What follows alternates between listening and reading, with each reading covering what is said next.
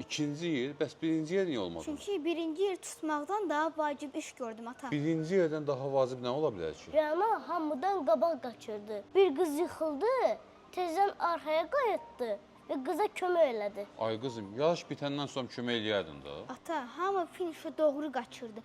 O qıza heç kim kömək eləmək istəmirdi. Mən sizin üçün bu qədər işləyirəm ki, siz hamıdan yaxşı olasınız. Sən həmişə yaxşı ol deyirsən.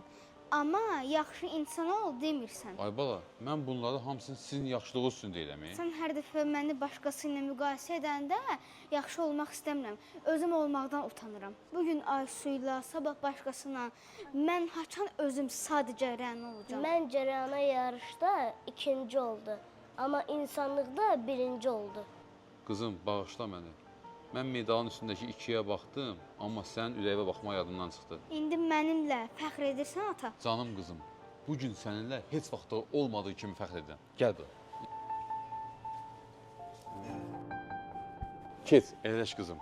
Bugün Ləpət Sayevində sənin ikinciyə tutduğu yox, sənin böyük ürəyi qeyd edir. Ata, onda Şinətin ən böyük Rənaya düşür, hə? Hə, əlbəttə ki, 200-ə də düşür məncə. Bu nədir? Ona deyərlər hədiyyə. Bugün sənin günündür, anadan olmusan. Nədir bu?